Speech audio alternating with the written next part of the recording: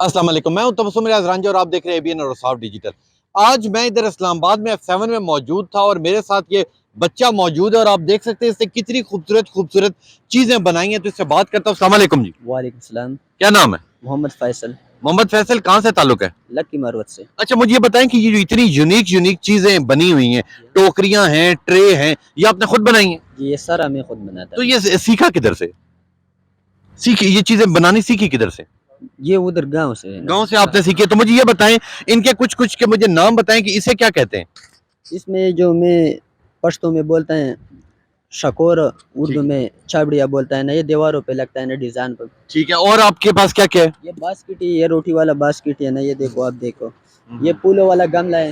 ये देखो। अच्छा अच्छा, इधर आए इधर आए। अच्छा, ये जो ये बड़े वाली, इसका क्या नाम है? ये गमला है ना, इसमें फूल अंदर रखता है ना। अच्छा, इसके अंदर ये फूल रखते हैं। जी सर। और ये रोटी वाला है? ये रोटी वाला बास्केट है ना, जो पठान बोलता है इसके पिटारिया। हाँ, वो भी है ना। तो ये जो ये टोकरी है, इसे बनाने में कितना वक्त लग जाता है? इसमें तकरीबन, ये टोकरी जो है ना, इसमें तकरीबन 1 दिन या 2 दिन लगता है ना। जो औरत बनाता है ना, इसमें तकरीबन 2 दिन लग बनाता है। बुढ़ी बुढ़ी औरत बनाता है ना ये। बुढ़ी बुढ़ी औरतें बनाती हैं और आपने भी उन्हीं से सीख लिया। जी हाँ। तो आगे चलते हैं जी। तो ये बड़ी खूबसूरत एक यूनिक सी चीज है, मैं कैमरामैन को दिखाऊंगा। ये चैनक है, चाय वाली चैनक, बड़ी खूबसूरत। तो इसके अंदर क्या चीज इस्तेमाल हुई है? ना, ये वो वैसे डेकोरेशन वाला है ना। अच्छा, ये डेकोरेशन वाला है। और ये इसे क्या कहते हैं, ये जो इस्तेमाल हुआ है? ये खजूर का पत्ती है ना, इसी से बनाता है। अच्छा, खजूर के पत्तों से बने। और ये पंखी है? जी सर, ये पंखे है ना, ये भी हाथ से बनाता है ना। ये सारा हाथ से बनाता हूँ ना। बड़ी जबरदस्त जबरदस्त चीजें हैं जी। और ये जितना इसके अंदर ये सारा इस्तेमाल हुआ, ये सारे के सारे उस खजूर का, सारा खजूर का।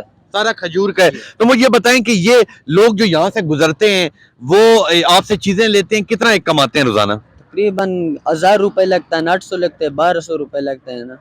गुजारा होता है ना। गुजारा होता है। और ये आपने 2 बाइक के ऊपर ये सारी चीजें रखी हुई? जी भाईजान, ये दो। तो यहाँ जिधर आप आते हैं, इधर कोई बंदा आपको तंग शंग तो नहीं करता इधर खड़े होने से? ये बस सीढ़ी वाले से। सीडीए वाले तंग करते हैं। तो हुकूमत से सामने देके क्या अपील करेंगे?